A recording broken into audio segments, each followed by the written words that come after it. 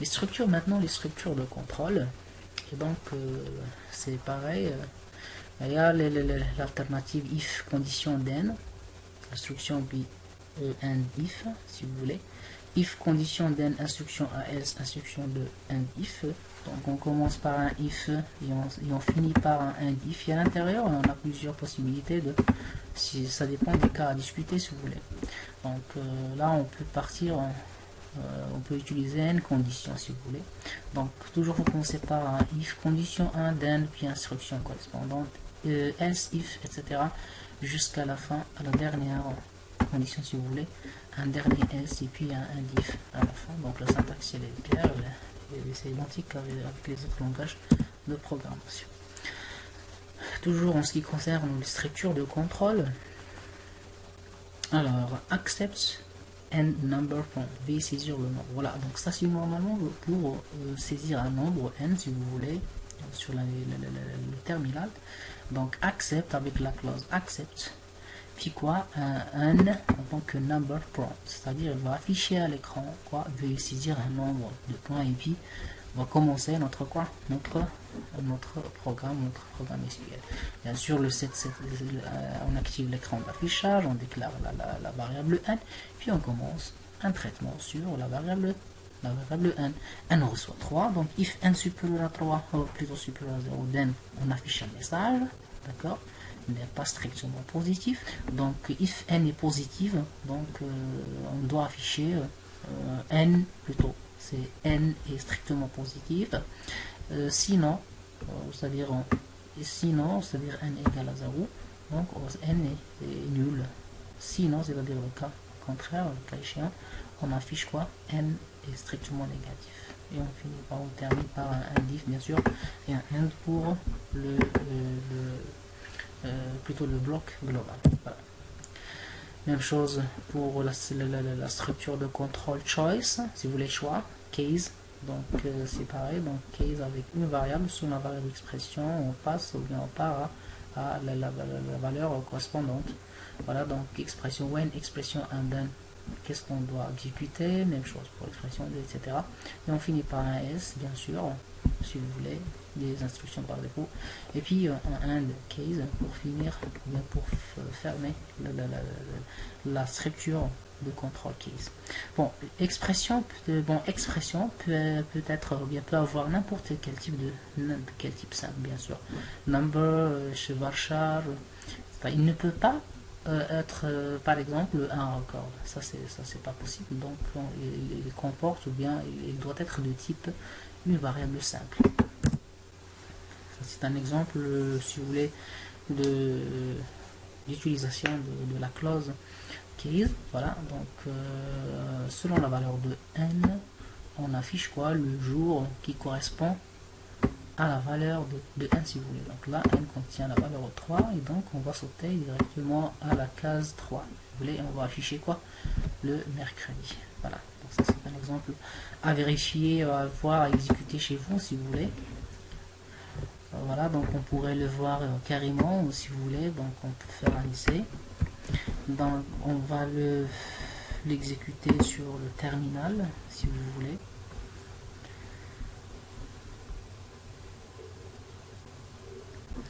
Voilà, donc elle est déjà là, ok, donc on peut l'enregistrer enregistrer sous si vous voulez.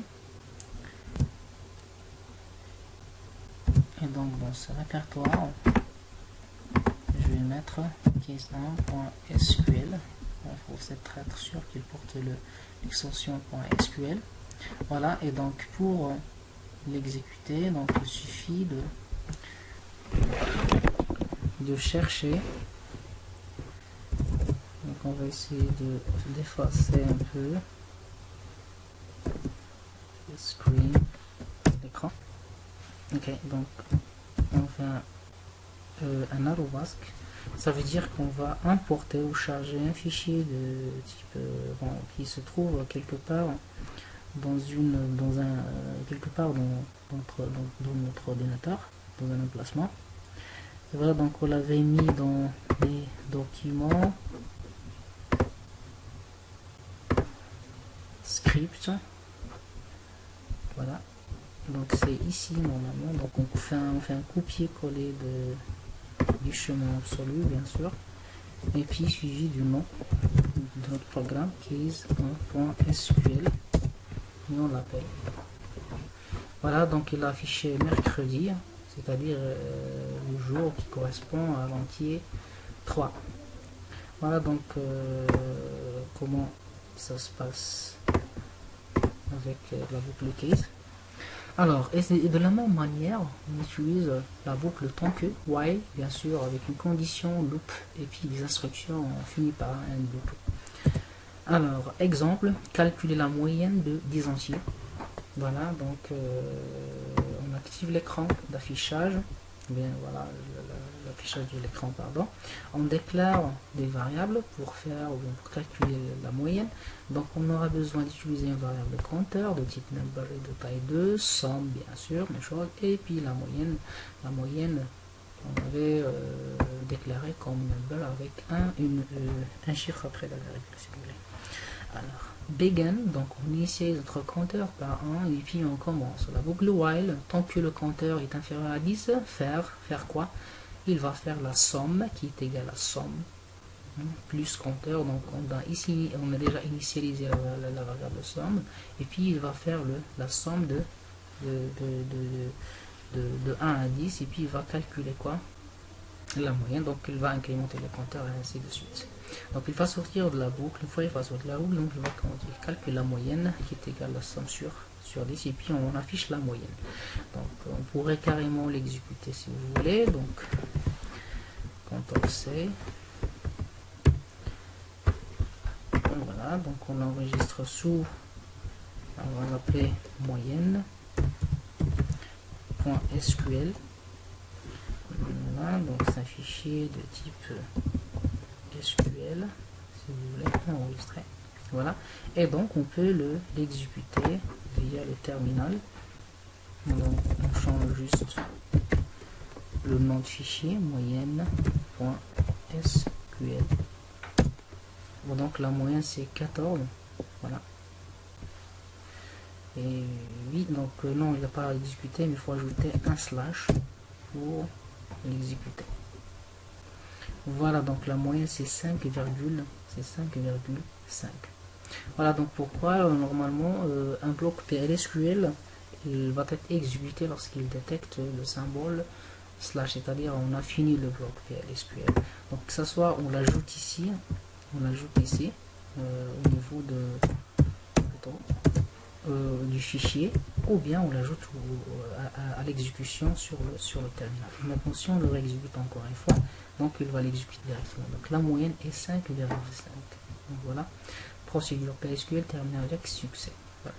Donc c'est à peu près ce qu'on peut carrément faire avec les boucles. Voilà, c'est un exemple explicatif si vous voulez. Alors il y a un autre type de structure de contrôle, c'est la boucle for, ou bien pardon, la boucle faire en tant que, c'est-à-dire loop. C'est for, comme vous connaissez, c'est la boucle for. Alors loop, instruction excite when condition, puis instruction and, si vous voulez. C'est carrément la même chose. Bon, on pourrait carrément faire la même chose qu'avec la boucle de while. Voilà, on va faire le même exemple, si vous voulez, mais cette fois-ci avec la boucle loop. Voilà, donc on voit les mêmes déclarations, et voilà, loop, on fait la somme, et puis on incrémente excite when compteur superscript moins 10. Donc c'est juste là le placement de la condition qui change, c'est la condition d'arrêt. Et puis une fois on dépasse la valeur de 10, donc on ferme notre boucle et on calcule la moyenne. Et donc ça va donner carrément le même résultat que l'autre exemple qu'on avait vu, qu'on vient d'exécuter. Voilà, donc on va essayer de vérifier quand même. Alors on enregistre sous forme, bien sûr, on va l'appeler loop si vous voulez, loop moyenne .sql. Voilà. Et donc on le charge et on l'exécute sur le terminal si vous voulez. Ok, donc on l'avait appelé loop moyenne. Donc on a oublié le slash. Et donc voilà, ça va calculer la moyenne. Ça va calculer la moyenne qui est égale à 5,5. Et donc c'est clair maintenant la syntaxe des différentes boucles si vous voulez. Voilà, maintenant il y a un autre type, c'est for, hein, c'est carrément la même chose. Hein. For counter in, là, il y a un peu la syntaxe est un peu différente entre in et f, loop, instruction, voilà, for i, in 1, 100, loop, puis on calcule la somme de 1 à 100. Donc c'est clair, je pense, on ne va pas tarder là-dessus. Alors, interaction simple avec la base, donc extraire les données, bien sûr, avec les messages d'erreur. Si l'ordre select renvoie plus d'une ligne, une exception plutôt, que mini-rows. Donc ce sont des erreurs oracles qui sont très connues, qu'on pourrait les gérer avec ce qu'on appelle les exceptions qu'on va voir par la suite. Donc voilà, c'est l'erreur 0.14.22 élevée, donc voir la suite du coup sur les exceptions. Donc on va le voir dans une partie à part. Si le select ne renvoie aucune ligne, donc il y a une exception, une no data found, donc il n'a rien à envoyer. Donc il y a le numéro de l'erreur 0.14.03 qui est élevé. Donc on va voir comment gérer ces exceptions là. Alors voilà, donc un exemple explicatif si vous voulez. Donc on déclare une variable nom et variable employé. Là c'est de type champ, un champ name, et ça c'est de type un enregistrement si vous voulez, row type. Alors on va essayer de chercher les noms intro, donc on va mettre le nom, bon, intro v, c'est-à-dire le nom, select nom, intro v nom, from employee where matricule égale à ça. Ok, donc on récupère le nom, hein, de l'employé qui a comme matricule 7844. Donc on va récupérer son nom dans la variable vnom. Voilà, et puis notre requête select étoile into v employé, donc on va chercher tout un enregistrement for employee where matricule égale à ça. Donc la variable v employé contient l'enregistrement, et puis vnom contient juste le nom de l'employé qui a un matricule bien spécifique. Voilà. Puis on affiche quoi? On affiche database message output line. L'employé se trouve ou bien trouve, l'employé trouvé s'appelle, et puis on affiche son nom si vous voulez. Voilà, ça c'est, on doit avoir la table employée bien sûr avec matricule. Alors, si vous voulez exécuter l'exemple sur la table employée, donc il faut juste faire attention aux nomenclatures, les champs que vous avez sur le schéma Scott, qui contient bien sûr les tables qu'on avait déjà vues sur la série 3. Voilà, donc il suffit de charger le fichier et puis vous l'exécutez sur le terminal. Toujours avec l'interaction avec la base, la modification de données, donc la requête SQL, les requêtes insert, update, delete peuvent être utilisées, d'accord, ou peuvent utiliser bien sûr les variables PLSQL. Les commits et rollback, commit c'est-à-dire on va valider les modifications, rollback c'est-à-dire on va annuler la transaction dans la modification. Alors doivent être explicites. Voilà, donc on doit mettre, est-ce qu'on doit valider le résultat ou on va faire une annulation? Alors aucun n'est effectué automatiquement à la sortie d'un bloc. Voilà, donc il faut trancher, est-ce qu'on va committer, est-ce qu'on va valider les modifications ou bien on va annuler avec un rollback. Alors voyons plus de bon, c'est quoi l'utilité de commit et rollback? Par exemple, lorsque vous voulez faire juste un essai sur une table que vous en aurez besoin plus tard, donc vous devez toujours ajouter un rollback à la fin, juste pour voir le résultat de votre requête, et puis faites un rollback pour ne pas modifier ou de perdre les données que vous avez déjà sur les tables. Voilà, et je vous conseille de faire un rollback lorsque vous voulez faire par exemple des curseurs de modification, d'insertion ou de suppression. Une fois vous voyez que les résultats sont bons, donc vous faites un rollback et vous gardez toujours la table d'origine.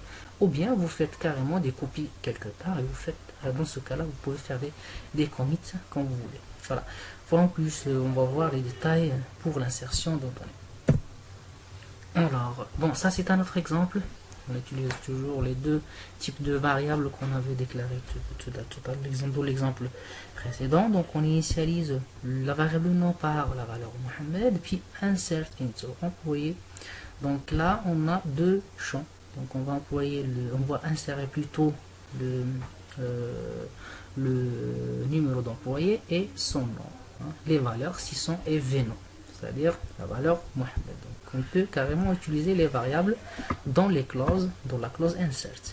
Et puis on va insérer ou initialiser, on va affecter plutôt la valeur 610 au numéro d'employé. D'accord, au numéro d'employé, c'est-à-dire de la table ou de l'enregistrement vu employé. Et puis on va initialiser son nom avec Ahmed. C'est une autre insertion via des variables. Donc on initialise deux variables et puis on essaie de les insérer directement. Voilà, donc on pourrait manipuler, ou bien on pourrait utiliser des variables à l'intérieur, bien sûr, des clauses select. Bon, là on a fait un commit pour modifier, pour garder ces modifications là, pour garder ces insertions. Sinon on doit spécifier un rollback. Voilà.